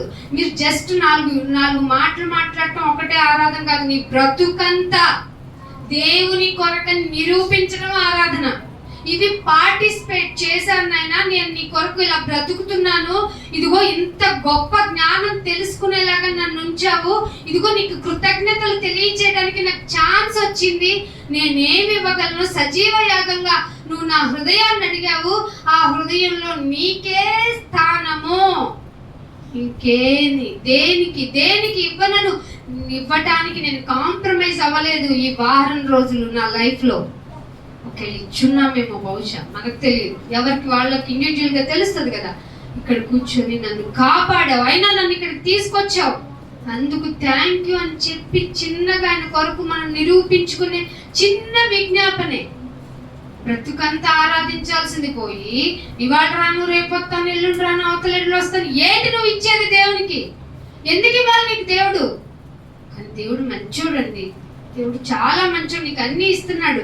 అందుకనే అది లేమిడితో వచ్చి, లేమిడి అంటే ఏమీ లేకుండా వచ్చి, న్యూక్లియస్ ఏం లేదు అంటున్నారు కానీ దానిలోనే ఉంది అంతా. అంటే ఒక సెల్ గా వచ్చి, అంటే ఏం లేకుండా వచ్చి చీకటిలోనికి పోతుంది. దాని పేరు దేంతో కప్పబడుతుంది? ఏంటైనా దీన్ని గొప్ప అంటున్నావు నువ్వు? పడిపోయిన పిండము గతి మేలని చెప్పావా? సో సో సో నాకు మీకేమనిపిస్తుందో? నాకు రియలైజేషన్ వస్తుంది, మీకు వస్తుందా? ఇక్కడ సజీవంగా ఎంత భారీ ఆకారాన్ని కలిగిన నేను, కాళ్ళు చేతులు కన్ను ముక్కు రక్త ప్రసరణ గుండె కొట్టుకోవడం కిడ్నీ ఫంక్షనింగ్ జరుగుతున్న ఈ శరీరం కంటే పడిపోయిన పిండము, అది లేమిడితో వచ్చింది, చీకటితో కప్పబడుతుంది, ఆ పిండము యొక్క గతి మేలంటున్నావేంటి? ఇది కదా నిజం అంటే. అది సూర్యుడిని చూడలేదు. ఆ పిండం ఏమిటంట? సూర్యుడిని చూచింది కాదు, అసలు ఏ సంగతి దానికి తెలియదు. ఆహా, ఆకాశం ఎంత నీలంగా ఉంది, భూమి ఎంత పచ్చగా ఉంది, ఇది కదా భూమి మీద బ్రతికే బ్రతుకు కదా అని దానికి ఏం తెలియవట. ఏమంటున్నాడు? ఏ సంగతి దానికి తెలీదు అతని కంటే. మర్చిపోలే దేవుడు ఎవరికంటే? 100 మంది పిల్లలుండి సుఖానుభవమును ఎరగలేని, సమాధి సరిగ్గా చేయబడలేని ఒక వ్యక్తి కంటే, అతని కంటే మళ్ళీ దాని గతే, పిండము గతే నెమ్మదైనది. నెమ్మది కలిగింది ఎందుకైందో చెప్పాలంటే మళ్ళీ 2 గంటల పాఠం ఉంది. దేవుడు ఈ బైబిల్లో మాటల్ని ఆషామాషిగా రాయించలా. ప్రతి అక్షరం, ఈవెన్ కామా ఫుల్ స్టాప్స్ కూడా నీ జీవితాన్ని టర్న్ చేసేవి. అందుకే ఇవి జీవము గల మాటలు. శరీరాలతో ఏం చెప్పాడు? నేను చెప్పు మాటలు ఆత్మయు జీవమునై ఉన్నాయి, ఆత్మయు జీవమునై ఉన్నాయి. ఆత్మ ఉంది అని ఎరిగిన వాడికి తప్ప కామన్ గా ఎవరికి ఇవి అర్థం కావు. పెన్నందేముంది, నువ్వు నేను అందరం మర్చిపోయాం, అసలు గుర్తే పెట్టుకోరు డాక్టర్స్ అయితే, అవసరం లేదు కదా వాళ్ళకి. కానీ లేమిడితో వచ్చింది, చీకటితో కప్పబడింది, సూర్యుడిని చూడలేదు, అసలు ఏ సంగతి దానికి తెలియదు కాబట్టి వేస్ట్ అనుకుంది ఈ లోకం. కానీ దేవుడు ఏమంటున్నాడు? అదే మేలుకరమైనది, దానికైతే ది బెస్ట్, దానికే నెమ్మది ఉంటుందట. అందుకని అట్టి వాడు 2000 సంవత్సరాలు డబల్ ఆఫరింగ్, దీర్ఘాయుష్మంతుడు అంటే అంతే, 1000కి ఇంకొక 1000, 2000 సంవత్సరములు బ్రతికియు మేలు కానక ఉండిన ఎడల వాని గతి కూడా అంతే. ఎన్ని సంవత్సరాలు బతకాలనుకుంటా? నా బర్త్డే ప్లస్ చేయండి అంటే నిండు 100 ఏళ్ళు. ఎన్నేళ్ళు? ఒక్కరోజు ఇవ్వచ్చు కదా, నిండు 100 ఏళ్ళు ఎందుకు? ఐసీకి వెళ్ళగానే వద్దు ఆగండి, నన్ను ఆశీర్వదించిన ఆశీర్వాదాల్లో ఇన్ని ఉన్నాయి, ఒక్క ఆశీర్వాదం ఒక్కరోజు పెంచుకుంటా అని అన్నారా? డ్రొమెటికల్ లైఫ్ అండి, లోకం అంతా డ్రామా. అందుకే దేవుడు అన్నాడు ఈ లోక నటన గతించిపోద్ది. అయితే మీరు ఎలా ఉండాలి? భార్యలు ఉన్నవారు భర్తలు లేనట్టు, భర్తలు ఉన్నవారు భార్యలు లేనట్టు, అసలు ఎవరికి కాదు, లోకంలోనికి ఒంటరిగా వచ్చాను, ఒంటరిగా పోతాను కాబట్టి నేను ఇంకా ప్రిపేర్ అవ్వాల్సింది దేవుని కొరకు ఎలా బ్రతకాలని కదా. ఇంకా ఏంటి, మీరు మీ జీవితాలను ఇంకా ఎందుకు లోకం వైపు నటించేలాగా బ్రతుకుతున్నారు. అందుకే అంటున్నాడు, అట్టివాడు 2000 సంవత్సరాలు బ్రతికిన మేలు కానక ఉండిన ఎడల వాని గతి కూడా అంతే. ఏమిటి నాయన అంటే దాని అర్థం అంటే, పిండం కదా చీకట్లోకి వెళ్ళేది, నేను కదా బ్రైట్ ప్లేస్ లోకి వెళ్తా ఉంటావా? అందరూ ఒక స్థలమునకే వెళ్తారు కదా. ఇది నాకు బయట ఉంటే రిమైండ్ ఎవరు చేయరు కదా. చీకటి ఎక్కడుండును? సమాధిలో నుండును కదా. నువ్వు దేవుని కొరకు బ్రతకపోతే పర్మనెంట్ చీకటిలోకి వెళ్తావు కదా. చీకటి బిలము ఎవరి కోసం సిద్ధపరచబడింది? సాతానికి, అపవాదికి సిద్ధపరిచింది. కానీ ఎవరు వెళ్తున్నారు? ఎవరి వల్ల వెళ్తున్నారు? వాళ్ళ వల్లే. అందుకే నీ ప్రాణానికి నీవే రెస్పాన్సిబుల్. అర్థమవుతుందా? నీ ప్రాణం గురించి, నా ప్రాణం ఎవరి కోసం కష్టపడి? పిల్లల కోసం. ఎవరి కోసం కష్టపడి? భార్య కోసం. ఎవరి కోసం? ఎవరి కోసం? ఎవరితో పాట ఉన్నట్టుంది కదా, పాత సినిమాల్లో ఎవరి కోసం ఎవరి కోసం ఏడుస్తూ ఉంటాడు యాక్టర్. నువ్వు వెళ్ళి చెప్పాలి, నీ కోసం నువ్వు ఏడవాలని. దాన్ని చాలా పొలైట్ గా చెప్పారు యేసుప్రభు గారు. ఏం చెప్పారు? నా కోసం ఏడవకండి అమ్మా, మీకు బాగా సెంటిమెంట్ ఎక్కువ. నాకు చిన్న నా కోసం ఆ చేతులకి ఏం కొట్టుకున్నావు? నా వల్ల కలిగిందని ఏడు. నేను కొట్టించుకున్నానంటే నేనేమి అపరాధిని కాదు. నిండుగా సిటీ టర్నల్ దగ్గర నుంచొని ఎవడు నా మీద నేరాన్ని మోపుతాడు? నువ్వు చెప్తావా? నేను చెప్తాను. సైలెంట్ అని ఎవరు చెప్పారు చెప్పండి? చెప్పండి. యేసుప్రభు నా మీద ఇదిగో నేరం అని ఆరోపణ చేసేవాడు ముందుకు వచ్చింది. చెప్తారా? అలాంటి దేవుడు నీ కోసం ప్రాణం పెట్టాడు. అయితే ఇప్పుడు ఏమని అడగాలి? మేకులు కొట్టారు, ఇది కొట్టారు, అది కొట్టారు. కొట్టించి కొన్నటానికి కారణం ఎవరు? అప్పుడు ఏడుపు రావట్లేదా? అయితే పాపాన్ని ఒప్పుకోలేదన్నమాట, పశ్చాత్తాపం లేదన్నమాట. అర్థమవుతుందా? ఇక్కడికి వచ్చి పశ్చాత్తాపం పొందకపోతే బెస్ట్ నువ్వు లోకంలోకి వెళ్తావు. వెచ్చగానైనా ఉండు, చల్లగానైనా ఉండు. నులివెచ్చని జీవితం ఇక్కడ డ్రామా ప్లే చేయొద్దు. మనం ఇక్కడికి వస్తే మరి కఠినమైన శిక్ష. అందుకు లోకంలోకి వెళ్ళిపోమంటున్నా. ఎందుకంటే మీరు ఇక్కడికి వచ్చారంటే తెలివి జ్ఞానంతో కూడిన మాటలు ఏవైతే చెప్పించాలని దేవుడు అనుకున్నాడో అవి చెప్పిన తర్వాత పాటించకపోతే వచ్చే శిక్షలు ఎక్కువ ఉంటాయి.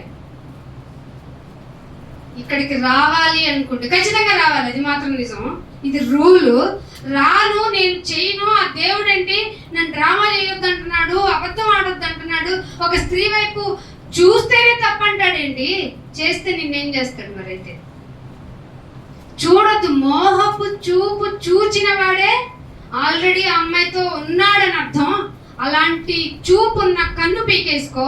అలా చెయ్యి ప్రవర్తిస్తున్న చెయ్యి నరికేసుకో. అంటే లేదనుకో, ఆయన చెప్పింది కాలు, చేతు, కన్ను ముఖ్యనా? ఇంకా అవయవాలను కూడా చూసుకోండి. మీరు ఏమేమి ఉప్పొంగుతున్నాయో, ఉద్రేకంగా ఉంటున్నాయో, దేన్ని చూసి ఈ లోకంలో నిన్ను గొప్పగా అనుకుంటున్నావో, ఒక్క క్షణంలో పోయే ఈ జీవితం గురించి ఆలోచన లేని నువ్వు ఒక క్రైస్తవుడువా? నువ్వు ఆరాధన చేస్తావా? ఆరాధనకు యోగ్యులుగా అవ్వటానికి కదా నేను ముందు రోజులన్నీ సిద్ధపడి రమ్మనింది. 100 మంది పిల్లలు ఉన్న వ్యక్తిని ఆయన ఒప్పుకోవటం లేదు. దీర్ఘాయుష్మంతుడైన వాడిని ఒప్పుకోవటం లేదు. ధన సమృద్ధి ఘనత ఉన్నవాడికి అనుభవించే ఛాన్స్ ఇవ్వని వాడు నీకు చెప్తున్నాడు. వాళ్ళ కంటే పడిపోయిన పిండము యొక్క గతి మేలు. అది చీకట్లోనే ఉంటది, చీకటితో కప్పబడుతుంది. సూర్యుని కింద ఏం చూడలేదు, దానికి ఏమి తెలీదు, అయినా దానికి నెమ్మదిగా ఉంటుంది. ఆ రక్తపు ముద్దకే నెమ్మది ఉంటుంది, నీకుండదు.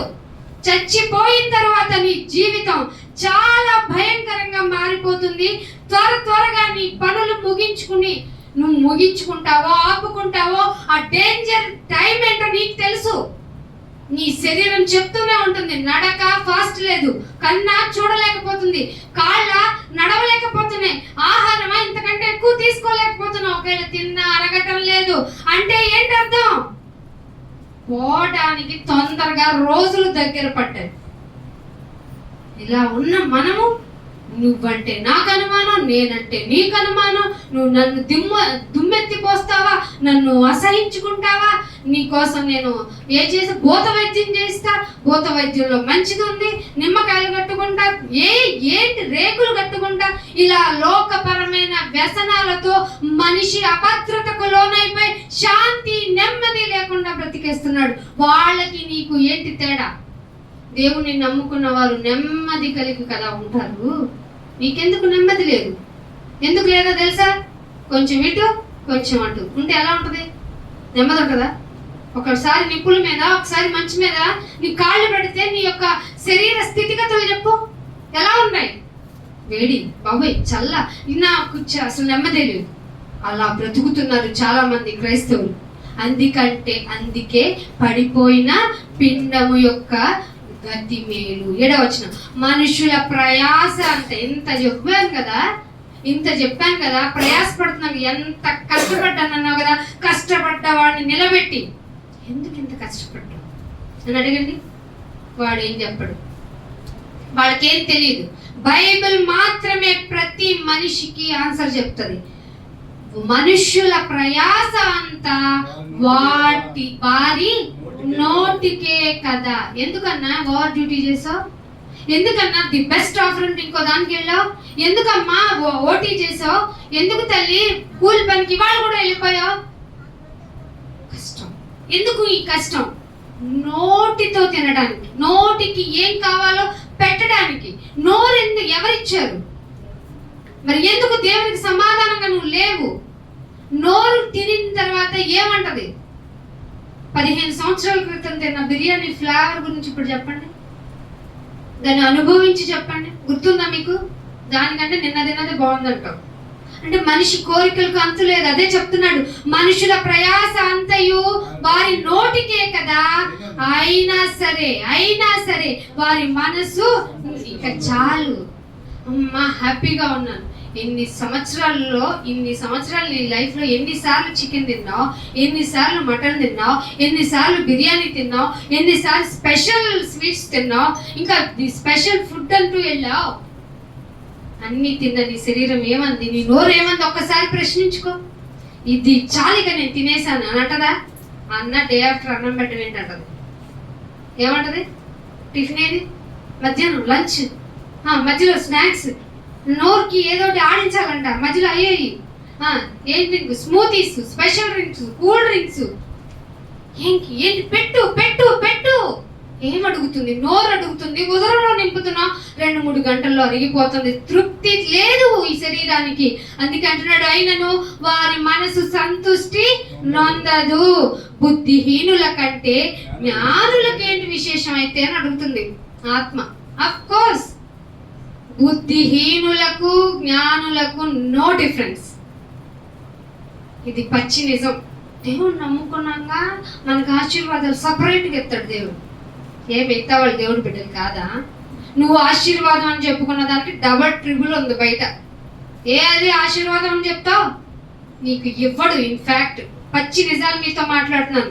ఆశీర్వాదం అంటే మీకు ఇచ్చేయటం కాదు, మీకు అన్నీ తెలుసు కాబట్టి ఏది ఇవ్వాలో ఇవ్వకూడదో మీకు ఒక అవగాహన వస్తుంది. కాబట్టి మీరు ఇవ్వకపోయినా మీ విశ్వాస తీవ్రత ఏంటో పరీక్షిస్తాను. మిమ్మల్ని అణచి డబల్ టైం మిమ్మల్ని తొక్కి అసలు మీ మనసులోకి రాబట్టడానికి నేను అన్నాడు దేవుడు. తెలుసా ఇశ్రాయేలుతో? మనకు కాదేంటి? మన ఏమన్నా స్పెషల్ కిట్స్ ఏంటి? ఆ మంద కాని ఆ దొడ్డి కానివి నా దొడ్లోకి తెచ్చేస్తాను. మనమే అన్నిలో ఏం నేర్చుకున్నారు? మందిరానికి వచ్చి ఎంత కష్టపడి చెప్తాం, అయ్యగారు కాళ్ళు నొప్పి ప్రార్థన చేయండి అని వస్తారు. ఏం చేయాలి చెప్పండి. మీకేం కావాలో మీకు తెలియనప్పుడు మందిరానికి వచ్చి ఏంటి లాభం? ధనవంతుడిని చూపించాడు, 100 మంది పిల్లలు ఉన్నవాడిని చూపించాడు. ఇంకా లాస్ట్ అంటున్నాడు, బుద్ధిహీనుల కంటే జ్ఞానులకి ఏమైనా స్పెషల్ ఉందా? క్వశ్చన్. స్పెషాలిటీ ఉందా? సజీవుల ఎదుట బ్రతక నేర్చాడట ఒకడు పేదవాడు. చాలా మంది ఇలా ఇప్పుడు బాగా తయారయ్యారు. ఇట్లా బతికున్నోళ్ళ దగ్గర పేదోడు నాటకం ఎలా ఉంటుందో చెప్పాడు ఇక్కడ. సజీవుల ఎదుట బతక నేర్చిన పేదవారికి కలిగిన స్పెషాలిటీ ఏంటి? వాళ్ళంతా డ్రొమెటికల్ గా బతికున్నోళ్ళ దగ్గర ప్లే చేసి సంపాదించుకున్న వాడికి ఏం ఫలితం దక్కిందైతే మరి ఏం దక్కదా? ఏంటి బుద్ధిహీనులకి జ్ఞానులకి డిఫరెన్స్ లేదా? అది ఓకే. ఒక పేదవాడు ఇక్కడ బతకనిచ్చిన వాళ్ళ మధ్య ఆడిన డ్రామా వల్ల సంపాదించుకున్న సంపాదన వల్ల ఉపయోగం ఉందా? వాడికి ఏమైనా స్పెషల్ కేటగిరీనా? ఎంత తెలివైన వాడిదిరా అని అంటాడా దేవుడు? అన్నాడట. వయస్సు మనస్సు అడియాసలు కలిగి ధనవంతుడు ధన సమృద్ధి కావాలనుకున్నా, 100 మంది పిల్లలు కావాలనుకున్నా 1 సంవత్సరం కాదు, 2 సంవత్సరాలు కాదు, 100 ఏళ్ళు కాదు, 200 ఏళ్ళు కాదు, 1000 ఏళ్ళు కాదు, 2000 సంవత్సరాలు బ్రతుకుదామనుకున్నా అది అడి ఆశే. ఆశ అంతా ఏంటట? అస్సలు నమ్మబుద్ధి కాదు. బహుశా మీరు ఇలాంటి లెసన్ వినలేదేమో. ఈరోజు ఆరాధనలో మిమ్మల్ని మీరు పరీక్షించుకోవడానికి దేవుడిచ్చిన గొప్ప అవకాశం. దేని వెంట పరిగెడుతున్నాను నేను? దేన్ని సంపాదించుకున్నాను? గుడికి ఎక్కడికి వస్తున్నాను? ఎందుకు వస్తున్నాను? ఏ టైంకి వస్తున్నాను? ఏ టైంకి వెళ్ళిపోతున్నాను? అసలు వింటున్నానా? శ్రద్ధ ఉందా నాకు? అటెండెన్స్ కోసం వస్తే నీకు ఇచ్చేయాలి ఆశీర్వాదం, ప్రాస్పెరిటీ. డబ్బులు రూపేణా ఇస్తావా? బిడ్డ రూపేణా ఇస్తావా? ఆయుష్ రూపేణా ఇస్తావా? నీకు కైండ్ ఇన్ఫర్మేషన్, నీకంటే పడిపోయిన పిండము యొక్క గతి మేలు. నువ్వు అనుకుంటున్నావు జ్ఞానవంతుడైతే ఏమైనా స్పెషల్ కేటగిరీనా? నా బుద్ధిహీనుడు డిఫరెన్స్ ఏమి ఉండదు.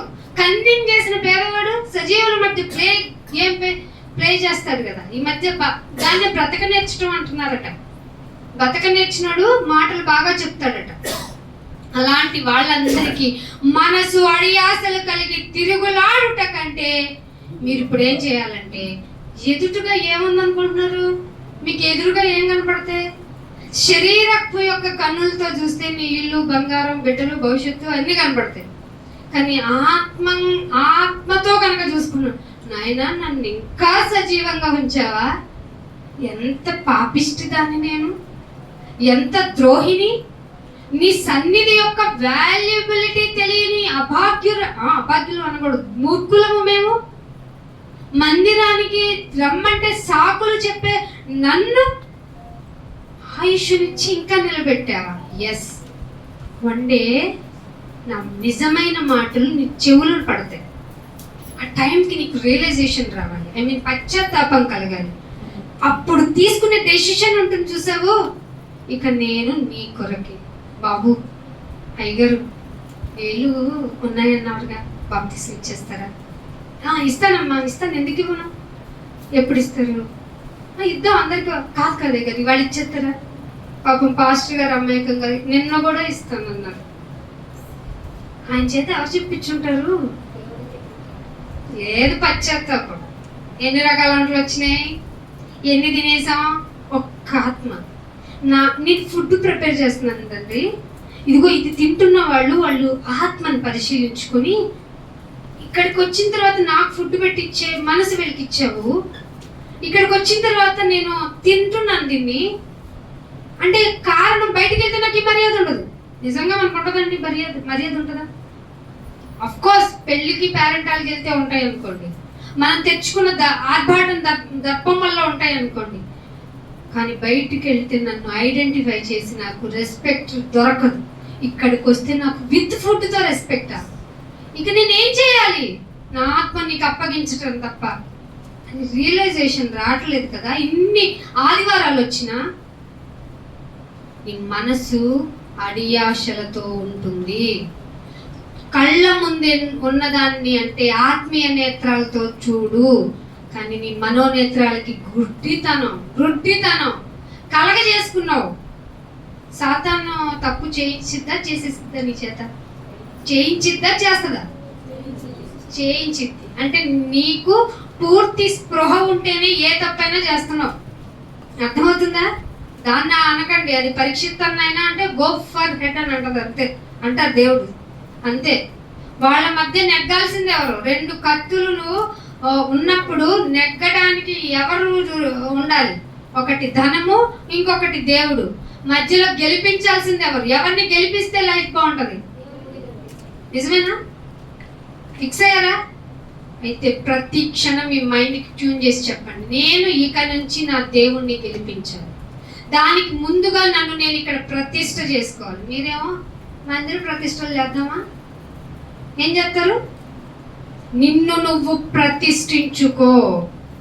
ఆయన యందు నిన్ను నువ్వు ప్రతిష్ఠించుకుంటే నీకు ఏది మంచిదో, దేని గతి మంచిదో, ఏది ఉంటే నీ లైఫ్ బాగుంటుందో తెలిసిపోతుంది. అప్పుడు ఫ్యామిలీగా అయ్యగారు ప్లేస్ లేదే అయినా సరే బయట కూర్చుంటాం, మేము వింటాం. మాకు దేవుని వాక్యం అవసరం, వాక్యమే కావాలి. వాక్యమే ఏం చేస్తుంది? ఏం చేస్తుంది? అవునా? మనం ఫుడ్ కదా. అమ్మయ్యా, దేవుని నోట నుండి వచ్చు రొట్టె వలన కాదా? ఏం చెప్పింది సాతాను?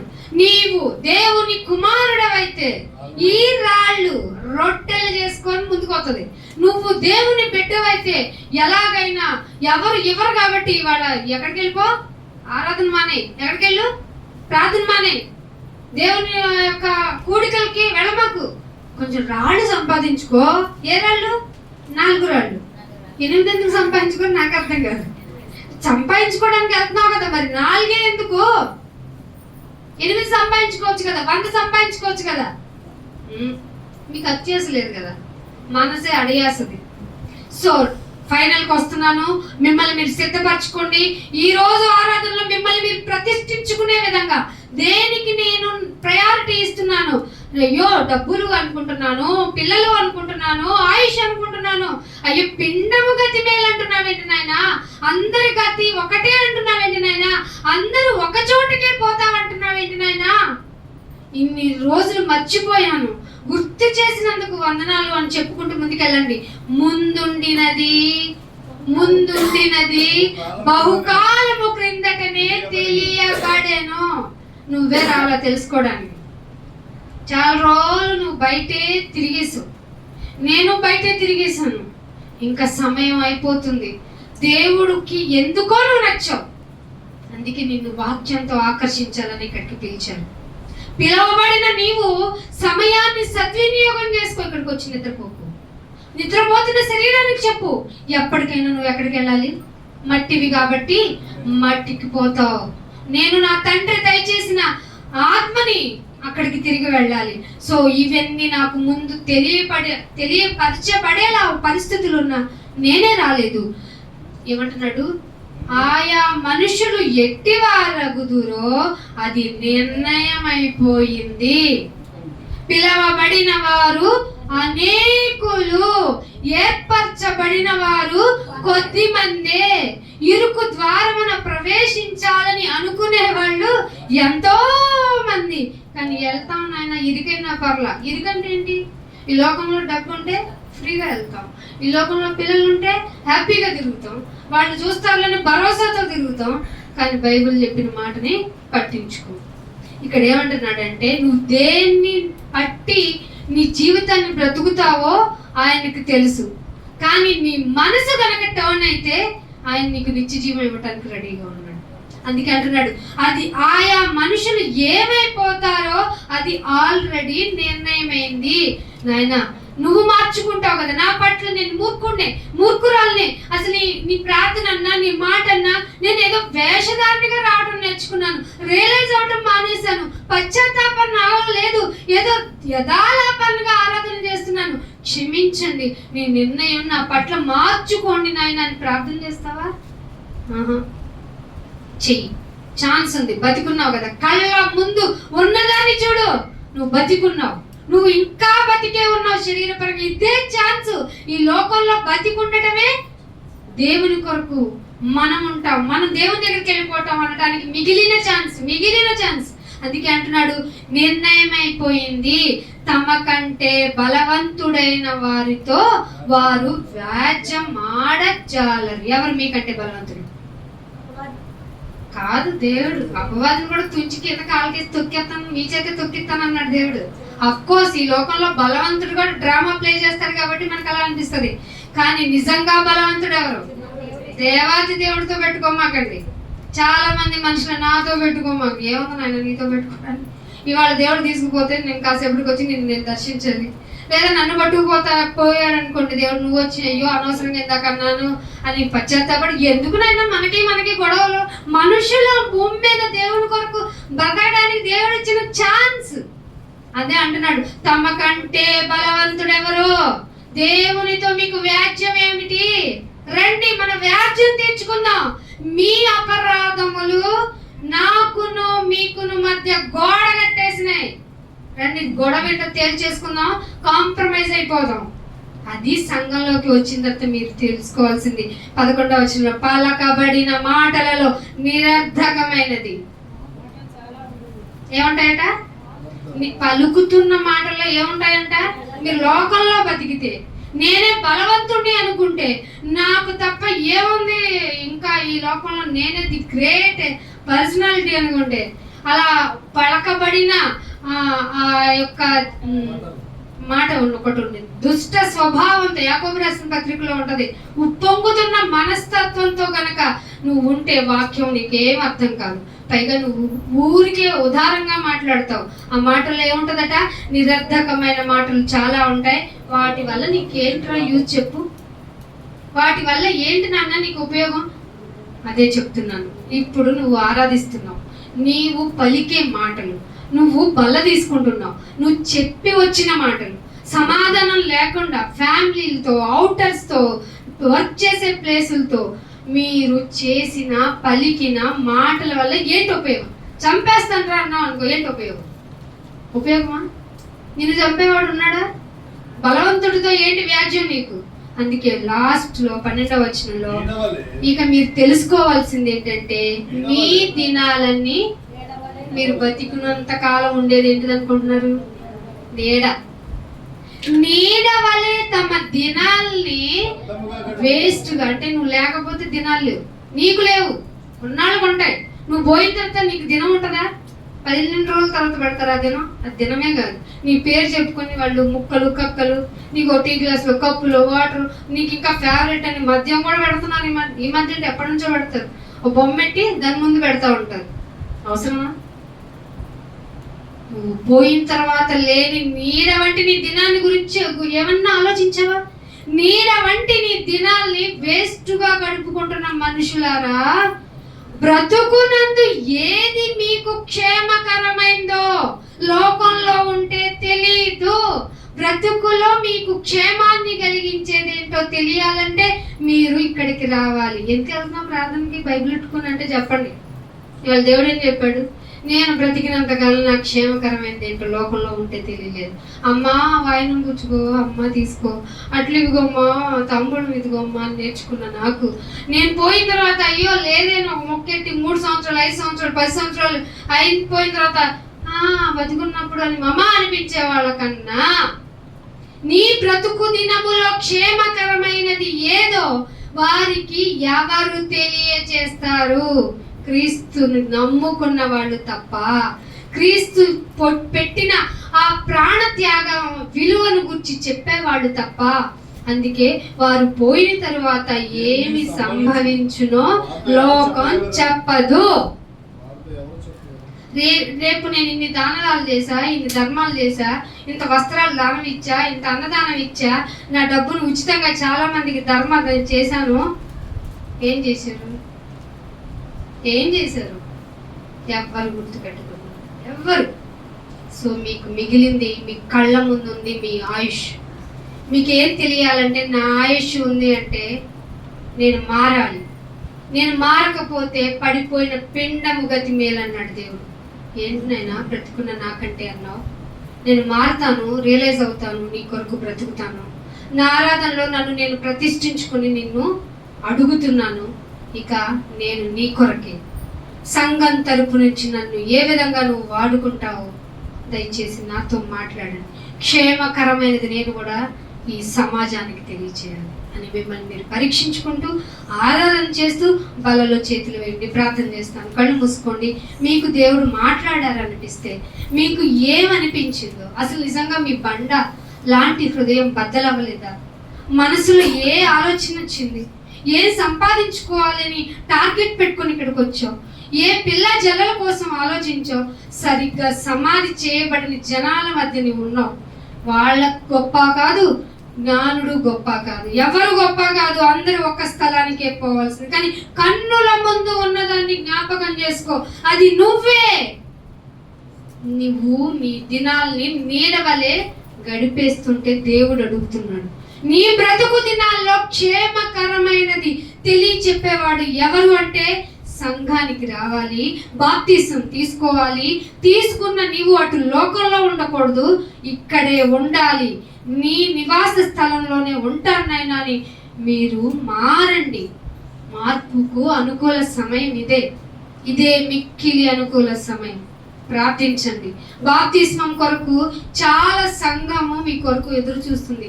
అన్నిటికంటే నిన్ను కన్న దేవుడు ఎదురు చూస్తున్నాడు. నీ ఆయుష్ అయిపోతుంది, నీడ వలె గతించిపోతుంది, నువ్వు మాత్రం దర్జాగా ఉన్నావు. నెక్స్ట్ ఇయర్ ఎవరు చెప్తారు నీకు నెక్స్ట్ ఇయర్ వరకు ఉంటావా? ప్రార్థన. తండ్రి, మా బ్రతుకులో మేము లోకపరంగా ఎన్నో డెస్టినీలు పెట్టుకున్నాం. లోకంలాగే మేము అభివృద్ధి అంటే ఈ లోక సంబంధమైన ఆశీర్వాదాలు, పిల్లలు, జల్లలు, డబ్బు, పేరు, ప్రఖ్యాతులు అనుకున్నాం. 2 ఏళ్ళ ఆయుష్ కంటే గొప్పది ఉంటుందని ఆయన కనీసం 100 ఏళ్ళు కూడా బ్రతుకులేని మా బ్రతుకులకు డప్పులు కొట్టుకుంటూ మనుషుల కంటే బలవంతుడు అయిన నీతో వ్యాజ్యం పెట్టుకున్నాం. తండ్రి, అయితే క్షమించండి. మమ్మల్ని మేము మీ కొరకు ప్రతిష్ఠించుకుంటున్నాం. మా దినాలు అయిపోయినాయని మాకు తెలుసు, కానీ మీరు కేవలం కృపలో ఉంచారు. ఆ కృపని నాయనా వ్యర్థం చేసుకుంటున్నాం. ఆయన కృపని వ్యర్థం చేసుకున్న వాడికి నిత్య జీవనం ఎలా ఇస్తారు నాయన? విచక్షణ లేదు, జ్ఞానం లేదు, తెలివి లేదు నాయన. మాకు ఇక నుంచి మారుతాం, మమ్మల్ని మేము శుద్ధీకరించుకొని నీ కొరకు సిద్ధపడతాం, నీ కొరకే బ్రతుకుతాం నాయన. ఆయన మమ్మల్ని క్షమించి మీ హక్కును చేర్చుకుని మనల్ని కాపాడమని యేసుక్రీస్తు వారి పరిశుద్ధమైన నామమున ఈ ప్రార్థనను అడిగి వేడుకుంటున్నాం తండ్రి. Thank you all of you. God bless you.